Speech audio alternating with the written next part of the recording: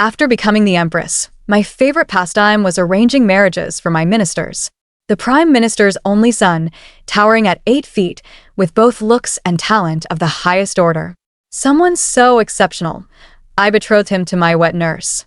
The young general of the Marquis' mansion, with a cheerful temperament and unmatched skill with a spear, renowned throughout the world. It would be a shame if such a man didn't marry a good woman. By chance, I have another wet nurse. So none of them are willing to enter the palace and be my imperial husband? Then I'll be generous, bestow marriages, all of them. Before my father died, he had only me, a daughter. He didn't choose a male heir from the imperial clan, but instead issued an edict pushing me onto the throne. As soon as the morning ended, I put on that bright yellow dragon robe and ascended the hall, becoming the supreme ruler with the highest power in the world. But on the first day of court, I didn't taste even a hint of power. Nearly 100 civil and military officials, not a single one bowed and knelt before me in submission. Our dynasty has existed for centuries without a precedent of a female emperor, so it's understandable that the ministers find it hard to adapt. I fully understood. With a wave of my slender hand, I exempted them from kneeling, but these ministers rejected my goodwill. Your Highness, wearing the dragon robe, do you truly intend to defy the established laws? For the prosperity and flourishing of our great dynasty, I hope the princess will set aside the dragon robe and restore the rightful heir. I second the motion. A chorus of agreements echoed from below. I wasn't angry. After all, I really had been frivolous in the past. It was understandable that these people didn't trust me. Shun Zhaoheng, the sole son of the Prime Minister, stepped out from the crowd. He bowed to me and said in a firm, resonant voice, "The heir of Prince Yi's mansion, Feng Yi, is of upright character, benevolent and virtuous. I recommend His Highness the heir to be the rightful ruler." After speaking, he lifted his gaze to meet mine, and in those eyes, there was not a trace of respect for me. Shin Zhaoheng and I had known each other since childhood. The whole capital knew I liked him. Before my coronation, I had repeatedly begged my father to betroth him to me as my prince consort, but Shin Zhaoheng refused every time. He was gentle and cordial to everyone, but to me, he was always cold. At first, I didn't know why. It was only later that I discovered he had long admired my cousin, Feng Yi, the commandery princess of Prince Yi's mansion. To win a smile from Feng Yi, he declared publicly that he would rather marry a peasant girl than be the princess's consort. That saying spread among the common folk, and the entire capital knew that in his eyes, I, the princess, was worth nothing. The people must have thought I was hideously ugly. That's why even the gentle and refined Shin Zhaoheng detests it so much. Thinking of this, my smile turned colder. They want to make Feng Yi's own elder brother the emperor. That depends on whether the great army under my command agrees. I stood up and lightly pointed at the 2 ministers who had spoken first. Kill them. Before my father, the late emperor, passed away, he repeatedly exhorted me to be kind and forgiving, to love the people as my own children, and to heed remonstrance. Respect civil officials. I have always kept his teachings in mind. So when they refused to kneel to me, I endured it. When they demanded my abdication, I also endured. But now they've even chosen who should be emperor. I truly cannot endure this any longer. Princess, you cannot. Minister Qi and Minister Wang are remonstrance officials. Our dynasty has no precedent of killing such officials. Our dynasty governs the realm with benevolence. How can you so wantonly kill the innocent? The 2 I had pointed at were so terrified they collapsed to the ground. The very ones who had just been clamoring for my abdication. Now they began kowtowing and begging for mercy. I waved my hand impatiently. Kill them. The imperial guards acted with sharp precision. They dragged them out of the great hall. Cries and pleas for mercy rang along the way. The crowd in the hall had yet to come back to their senses. Then came 2 screams and a dead silence. None of the court officials dared to speak a word. After a long while, Shen Zhaoxian seemed to finally come to his senses. Pointing at me in disbelief, he said, "Feng Yi, you've gone mad." The moment his words fell, a heavy slap landed on his face. "Wretch, how dare you utter the emperor's personal name? I have failed to teach my son properly, and I beg His Majesty to punish me. After all, he was the chancellor, not to be compared with those fools. A new emperor brings new ministers. They still treated me the same way they treated my father. The best end for them is death. The worst, well, That's a game of wiping out entire clans. I smiled and looked at the Chancellor. Lord Shen jests. How could I bear to punish Vice Minister Shen? Just as Shen, he below breathed a sigh of relief. I shifted my tone. I have just ascended the throne, and I still lack an imperial consort. Does Lord Shen have any thoughts on the matter? Shen, his figure stiffened. Then he kowtowed heavily. In matters of the imperial household, I dare not presume. I raised an eyebrow and looked at the others. And what about my beloved ministers? We dare not presume. Dare not presume, good. I like it when they keep their mouths shut. I find Minister Shen quite impressive. I wonder if he is willing. Shen Zhaoheng's face instantly turned livid. He said angrily to me, "Don't go too far." I laughed. It seems you are unwilling. But it's all right, I never force anyone. Minister Shen is also of marriageable age. I shall grant you a marriage. I summoned the eunuch Xiao Detzi. I recall Minister Shen once said he would rather marry a peasant girl than a princess. It seems you care not for family status. Coincidentally, my wet nurse recently wishes to leave the palace. I was just worrying about finding a good match for her. Now it appears you and she are a perfect match. Xiao Detzi immediately chimed in. Your Majesty is wise. This time not only Shen Zhaoheng, but also Shen Gu's face turned green. The Chancellor's only son, well-read since childhood, with exceptional talent and appearance, a bright future ahead, yet now he was to marry a wet nurse. Even though she was the Emperor's wet nurse, she was still a wet nurse. Shen Gu spoke in panic. Your Majesty, my son is young, he hasn't.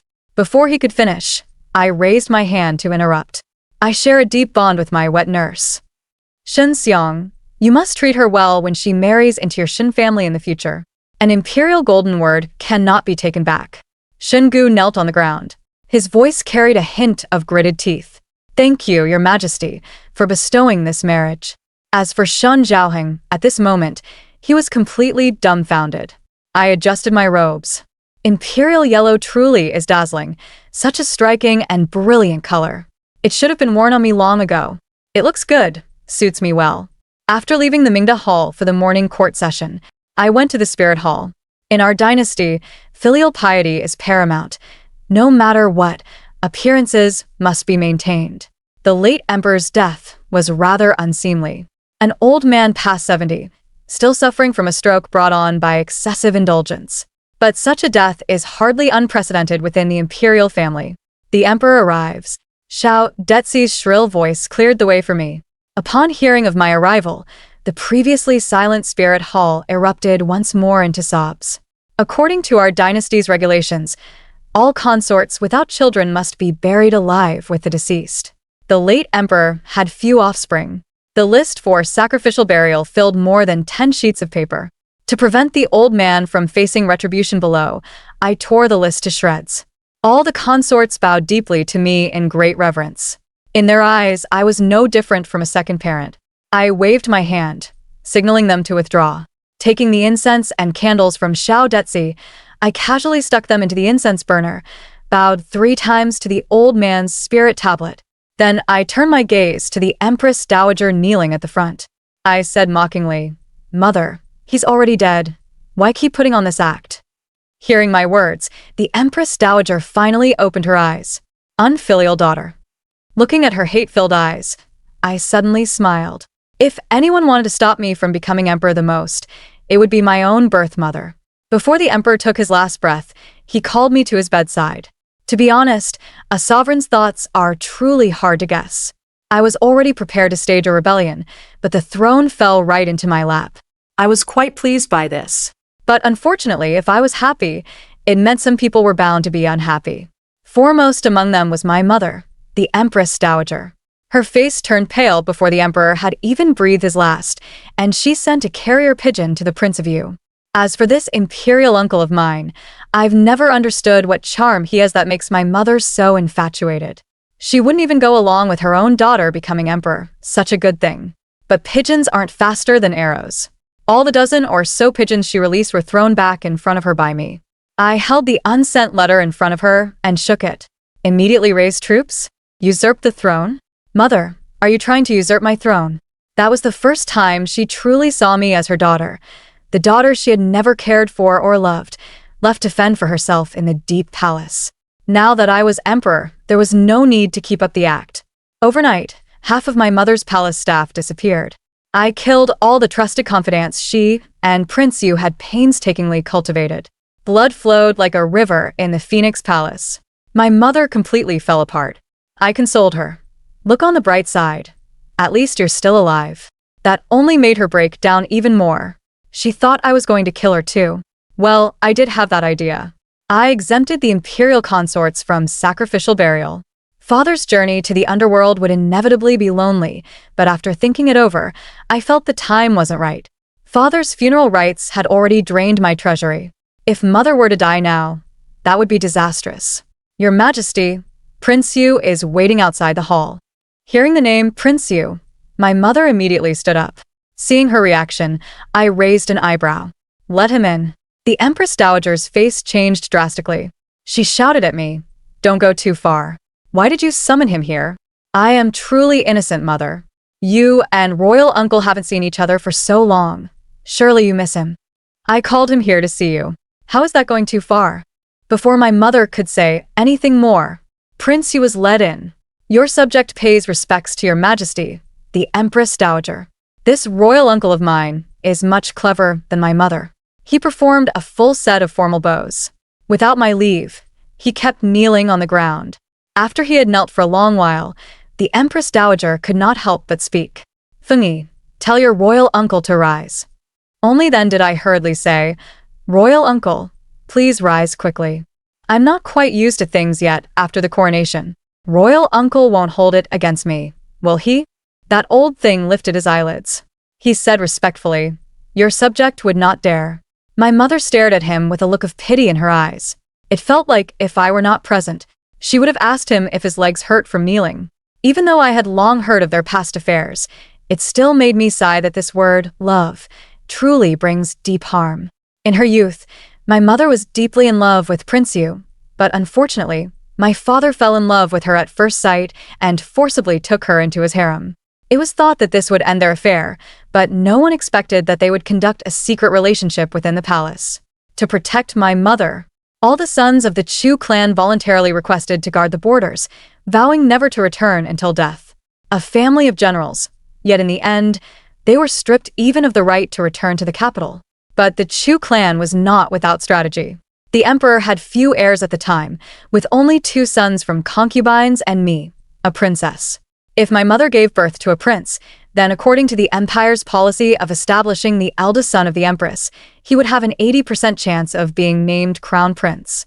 At that point, the Chu clan could still return to the capital and receive honors. All their hopes were placed on my mother, and her womb was cooperative. Before long, she became pregnant. At 5 months, the imperial physician diagnosed it as a male child. The emperor was overjoyed. He specially pardoned her maternal clan to return to the capital for a visit. Just as everyone was anticipating the birth of this son, a dose of abortifacient shattered all hopes completely. On the day she miscarried, I secretly went to see her. The Phoenix Palace echoed with her cries, and her face was as pale as a demon from hell. But she was smiling. Only later did I understand what she was laughing at. She was laughing because her love had triumphed over imperial power. Though she couldn't be with the one she loved, at least she could avoid bearing a male child. She hated the emperor, and she hated her own maternal clan. She was resisting in her own way. When the Son of Heaven is enraged, blood flows like rivers. She was unharmed, but the Chu clan bore the punishment in her stead. I, her daughter, was utterly cast aside. They say the treatment of a hostage prince is worse than a dog's, but I, the legitimate princess, was treated even worse than a hostage within the palace. The Empress Dowager hated me. The emperor despised me. I barely survived, kept alive only by my wet nurse until the age of 10. Fortunately, the Chu clan proved themselves worthy. Even though they had withered so pitifully, they still earned merits at the border. Just as the emperor was fretting over whether to reward them, my maternal uncle submitted a memorial, asking not for gold, rank, or office, but only that I, the princess, be treated kindly. Only then did I receive sympathy and regain the privileges of a princess. Thinking of this, I glanced at my imperial uncle. Before his death, the emperor actually did one decent thing. He found a fault and dismissed my uncle from his post. Now, he only carries the title of prince, though he has raised some private troops. But they are nothing to fear. I narrowed my eyes with a smile and said, since the Empress Dowager misses the imperial uncle so much, then the imperial uncle shall stay in the palace. Upon hearing my words, the Empress Dowager's eyes lit up, but the Prince of Yu suddenly knelt down. Your Majesty, this must not be. I quickly helped him up. What is the imperial uncle doing? I am acting entirely for the good of you and the Empress Dowager. As I spoke, I took the Empress Dowager's hand. After so many years, our suffering has finally paid off. We have outlived my late father. Why the reluctance? Could it be that you disdain the Empress Dowager for losing her youth and beauty? I knew the Empress Dowager well. Her heart was filled only with her youthful love for the Prince of Yu, but over the years, no matter how carefully she maintained herself, she could not compare to those younger concubines. Her greatest fear was that the Prince of Yu would find her old and unattractive. Upon hearing my words, a flicker of panic crossed her face. Do as the Emperor says, the Prince of Yu gritted his teeth. His chest heaved with rage, and I couldn't help but laugh. A mud wall cannot be plastered. He too tasted that bitter feeling. Left alone in the deep palace, the Prince of Yu was no different from a prisoner. Everyone in the Phoenix Palace is my person. Every move they make is under my watch. The palace maid just reported that my imperial uncle had a huge tantrum, while my mother the Empress was weeping and repeatedly asking if he still loved her, turning my uncle's face green with rage. I roared with laughter. It's hard to imagine how my mother could still be so foolish at her age. Since the Prince of Yu entered the palace, memorials have been incessant. I glanced through a few. They all said, how could an outsider stay overnight in the Empress Dowager's palace? What kind of propriety was that? But the next morning at court, no one dared bring it up. After all, they've already seen my methods. If I'm displeased, no one gets to live. Feng Yi and his sister, however, remained calm. Even with their own father imprisoned, they still claimed illness and stayed away. But there is one who couldn't stay calm. The young Marquis of Liangho Prefecture, Feng Yi, stormed angrily to the gate of the Qingjing Hall. In the past few days, I've been focused on dealing with the clever ones. And I've completely forgotten about this fool. I didn't enter the Imperial Academy until I was 10. Normal princes and princesses start their education at 4 or 5. But I was dragged to the age of 10. By then, besides my 2 elder imperial brothers, the study had also recruited a group of companion readers. Feng Yi and his sister, Xin Zhaoheng, and Feng Yi were all companion readers. I started attending the study far too late and simply couldn't fit in with them.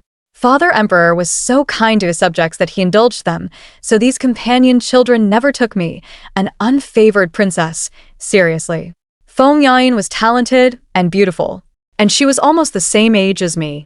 They always loved to compare the two of us. Back then, what Feng Yi said most often was, Feng Yi has no talent or virtue, not a shred of royal princess conduct. Feng Yi should be the real princess. Young Marquis, you can't barge in. Xiao Dezi's voice was anxious outside the door. Xiao Dezi had been with me since childhood. Although when he was young, he had a heart aspiring to be a 9,000 years, powerful eunuch, I knew he was still kind-hearted. Just like now, he was still willing to stop Feng Yi. Get lost. Unfortunately, Feng Yi didn't appreciate it. He stormed in. The moment he entered, I waved my hand at the shadow guard, who was about to slit his throat. Feng Yi, what exactly do you want? Yayin has been sick with anger because of you. My hand paused. I was starting to regret it. Maybe I should just have the shadow guard slit his throat? But then I'd have to explain things to Marquis Liang. He seems to have only this one son. Are you listening to me? And Brother Shen. Brother Shen is a man of great talent. He's more than worthy to marry a princess, yet you want him to wed a wet nurse. Listening to Feng Yi's words, my eyes lit up. I almost forgot about that. Ignoring Feng Yi, I summoned Xiao Dezi to bring my 2 wet nurses here. Life in the palace was hard. In the worst times, I couldn't even get a sip of broth. When I was at death's door, my wet nurse cut her own hand and let me drink her blood to keep me alive. They treated me like their own child. Without their protection, I definitely wouldn't be alive today. After I gained power, I bestowed gold, silver, and mansions upon them, but my 2 wet nurses don't have many hobbies. They just endured years in the palace without seeing any handsome men. Now that they have power, they've developed a taste for male beauty. Shen Zhaoheng is both talented and handsome, the top noble son in the capital. Such a fine prize should naturally be given to my wet nurses to enjoy. As for Feng Yi, though he's a bit foolish, he's good-looking. I doubt my wet nurses will mind. While waiting for them to arrive, Feng Yi kept rambling on, either trying to get me to call off the marriage or defending Feng Yi's grievances. Hurry, and send the king of you back to his residence. If the heir hadn't taken Yayin to the distant mountains to lift her spirits, she'd still be heartbroken. I raised my eyes to glance at him. The man was so foolish I was starting to suspect he was doing it on purpose. After a long moment, Xiao Detzi arrived with 2 nannies. Nannies, you've seen Shen Zhaoheng before. This young marquis is quite the top-tier looks. You two can choose. Before Feng Yi could react, Nanny's son spoke up. I've long heard that the young marquis's spear skills are unrivaled in the world. I've been eager to witness them. I nodded, then suddenly thought of something. Ah, right, he just kicked Xiao Detzi. You don't mind losing a leg, do you? Nanny's son shook her head. A shadow guard appeared silently behind Feng Yi, sword in hand. Ah! A scream echoed through the Qingjing Hall. Amidst Feng Yi's cries, I wrote out 2 decrees granting marriages. Though they were my wet nurses, I couldn't help but feel sorrowful. On the day I sent them out of the palace, with a wave of my hand, I granted several hundred people as dowry, maids, stewards, shadow guards, and imperial physicians. Before their departure, I held their hands and instructed them. Remember, you are to be the masters of your own homes after marriage. Whoever makes you unhappy, that makes me unhappy.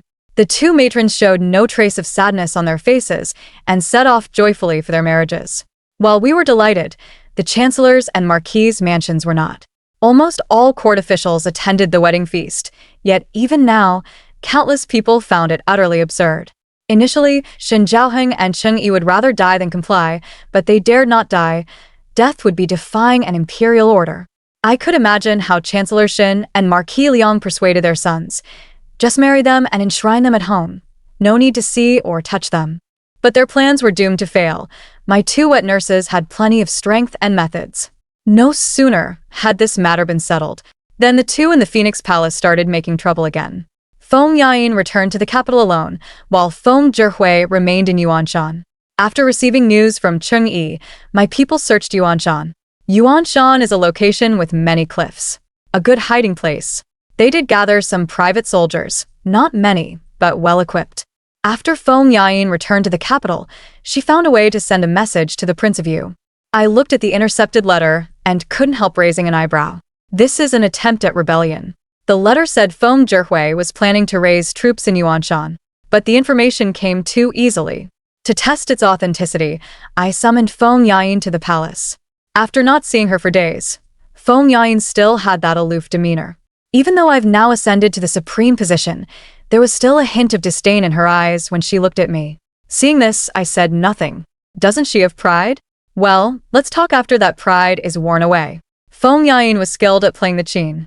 I deliberately prepared a fine qin for her. I've been sleeping poorly lately.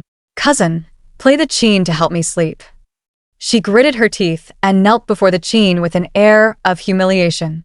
Just as her fingers were about to touch the strings, she heard my teasing voice. Don't stop until I fall asleep. She glared at me fiercely. It was now about 7 to 9 a.m. Chen hour, and I had just finished the morning court. I don't have the habit of napping.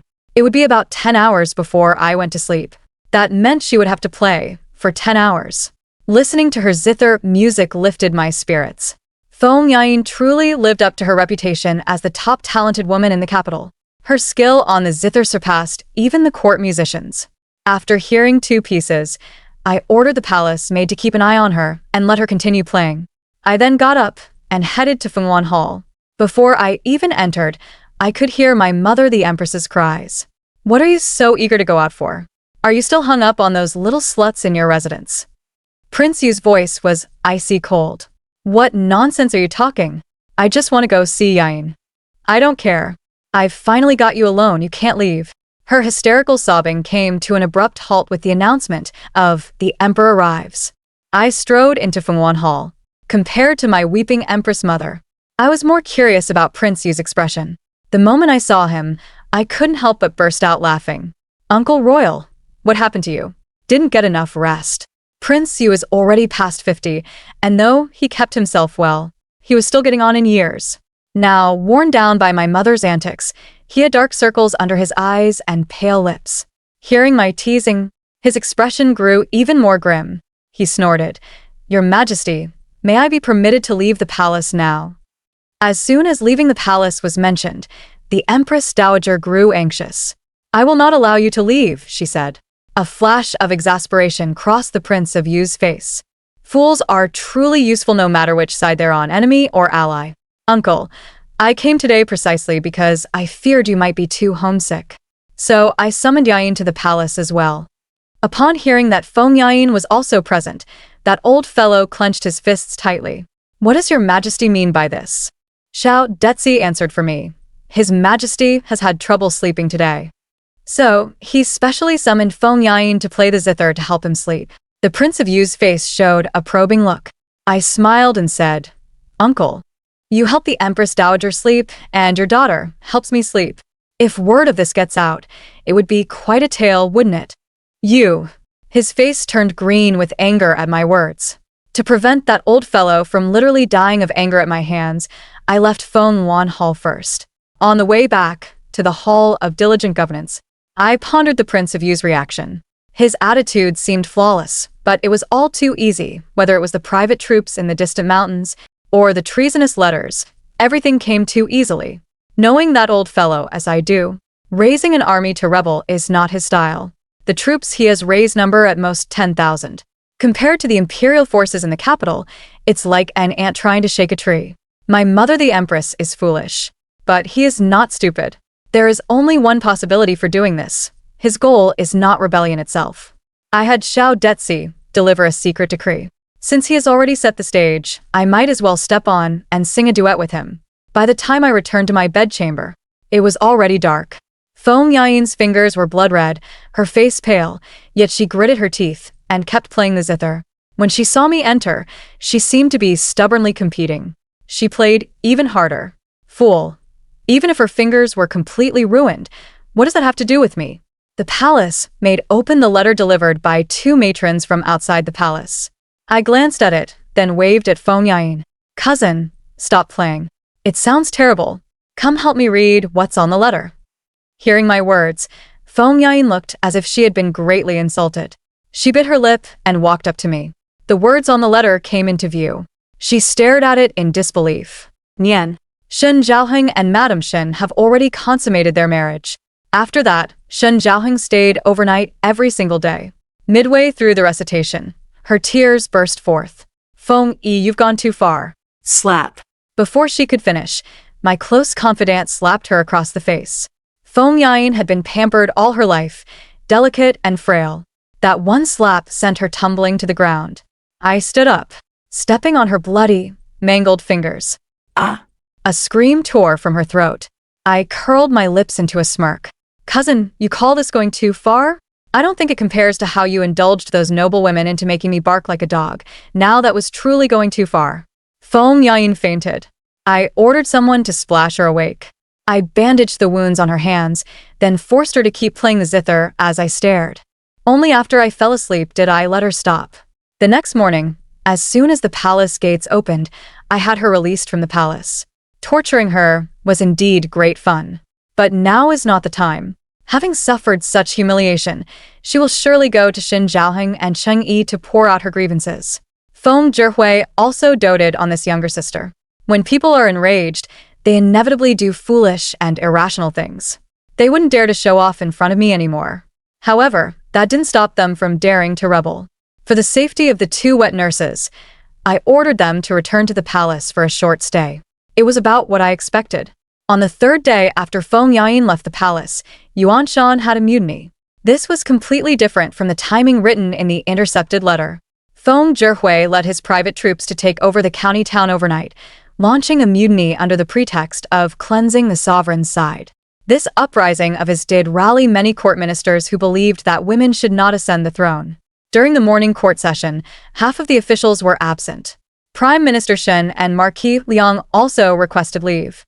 Now those who could come, aside from a few spies left behind by Feng Yi, all counted as supporters of mine.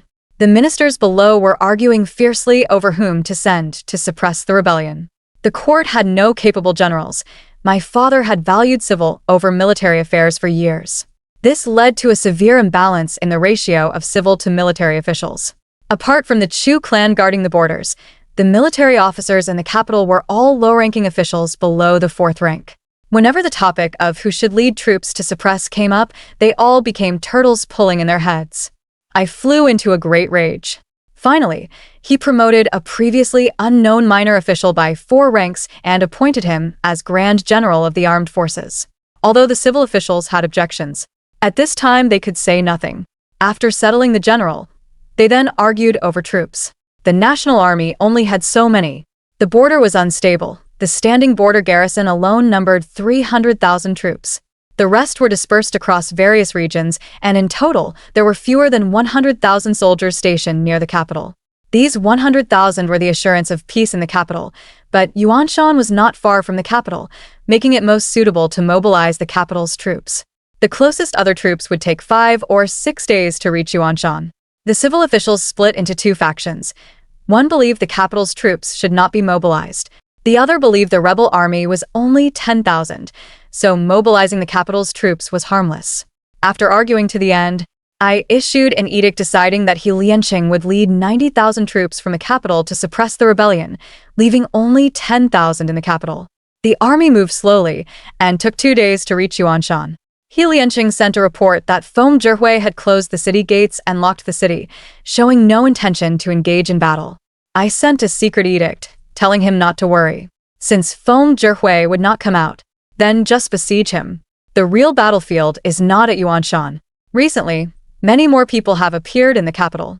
Even the palace now has unfamiliar faces. Hard as it is for me, the imperial uncle, to remain within the deep palace, my hand still reaches across the entire city. Recently, the season has been rainy, with layers of black clouds pressing down so heavily that one can barely breathe. I stand under the eaves, gazing toward the direction of the Phoenix Hall. I still remember that when I was young, every time I was bullied, I would stand here and gaze at the Phoenix Hall just like this.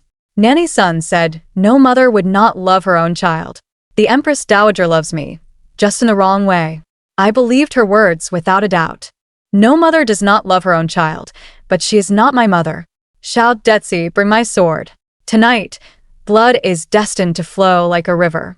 The Imperial Guard surrounded the Phoenix Hall. I carried my sword and walked step by step into the hall. The Empress Dowager sat inside, forcing calm. "Feng Yi, what are you doing?" I did not speak.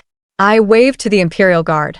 They rushed in and pressed the Empress Dowager and Prince Yu to the ground. Outside, the rain had already begun to fall. The wind howled fiercely. Voices wailed. Prince Yu roared, "Are you going to kill your mother? Kill your mother? My own birth mother." They had already been executed by the Empress Dowager and Prince Yu's men. The Empress Dowager and Prince Yu had an affair, and after giving birth to a daughter, she was sent out of the palace overnight. To prevent exposure, they took a child from her maternal clan and passed her off as her daughter, and I was that child. I crouched down, lifting her chin with my sword. "I shouldn't call you Empress Mother, but rather Aunt." The Empress Dowager's eyes widened. "You, how do you know?" I smiled and shifted the blade, leaving a red mark on her neck. I learned the truth when I was 10. The Chu clan had sacrificed too much for her, ranks, titles, sons, and grandsons. They were completely disappointed in her, so when I was 10, the Chu clan bet the hope of their entire clan on my future. "Your Majesty, she is your Empress Mother. Don't listen to the slander of petty people." Seeing the truth exposed, Prince Yu was still putting up a stubborn resistance. I sighed. If he had just shut up quietly, I could have let him die a little later. The Imperial Guard had many talents, and among them was one who specialized in torture. Today, I specifically called him to my side. For the Empress Dowager, nothing was more cruel than watching her beloved suffer. The prince's screams and the Empress Dowager's wails blended together, warming up for the grand drama about to unfold. Half an hour later, a guard reported a large, well-equipped army appearing in the capital, advancing towards the palace. Then, Palace guards suddenly mutinied, looting and burning everywhere, and even opened the palace gates. Xin Zhaoheng and Feng Yi each led a troop and charged into the palace. A wise man does not stand under a dangerous bridge, nor do I fight a battle without certainty. Once the palace gates opened and closed, there was no turning back for them. The palace, which should have been silent, instantly came alive. Led by Chu He, a female general who had been disguised beside me for many days, tens of thousands of border troops secretly returned to the capital to clash with the rebels. The Chu family army, lying in ambush outside the capital, entered the capital at the same time. I sat at the entrance of Fengwan Hall, as if I could smell the blood in the air. An hour later, the screams in the wind grew fainter and fainter. Chu He captured Xin Zhaoheng and Feng Yi alive and brought them before me. The rain washed the blood from their bodies. In just 1 hour, the Empress Dowager was deranged, the imperial prince was unrecognizable, and Feng Yi craned his neck and shouted angrily, "Feng Yi, do as you please, kill me or cut me up. Feng Yi, will never surrender." Before he could finish, he let out a scream of agony. His other leg was also crippled. The excruciating pain caused him to collapse to the ground. There was no trace of the spirited young marquis he once was. Xin Zhaoheng stood to the side, head bowed and silent. I crouched down, grabbed his hair, and forced his head up. "Where is Feng Yi?" He pressed his lips tightly, apparently sharing the same thought as Feng Yi. If that's the case, then I'll have to be impolite. Presumably, he had no use for his legs either. After a long while, I asked him again, "Where is Feng Yi?" Xin Zhaoheng's voice trembled. "Cities south of the city, the Pear Garden." This rain came suddenly and stopped just as quickly. After the rain, the palace returned to its usual order. All the palace staff were dispatched to clean up the bloodstains and corpses. Around 3:45 a.m., the guards brought Feng Yi into the palace. It was almost dawn. After a night of turmoil, I was also somewhat tired. So I had Feng Yi play the zither to help me sleep, right in front of her own parents.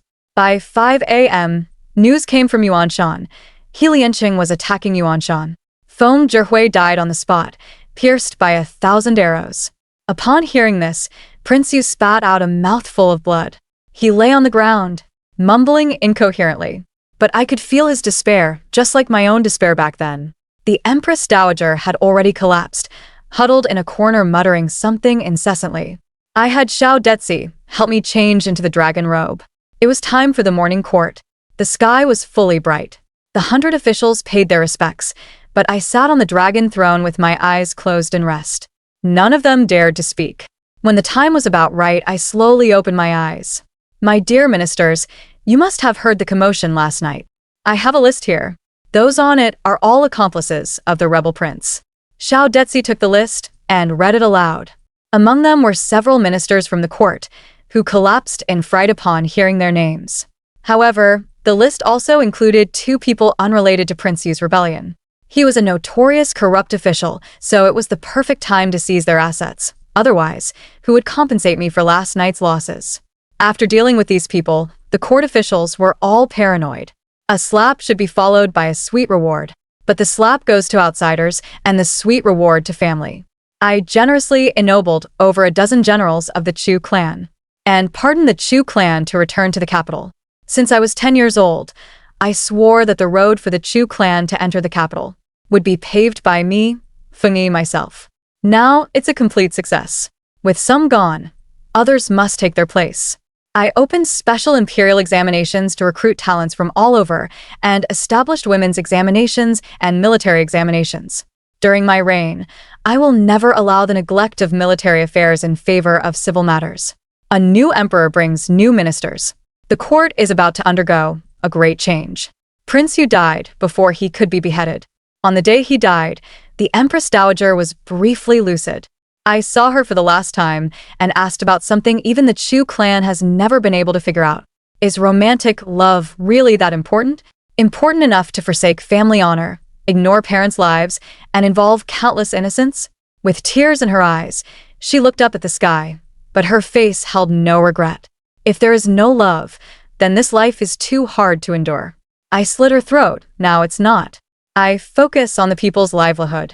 Managing floods, attacking territories, reclaiming lost lands, I have more worthwhile things to do in this life than romance. The court and the people have mixed opinions of me. They fear my ruthlessness, yet admire my methods.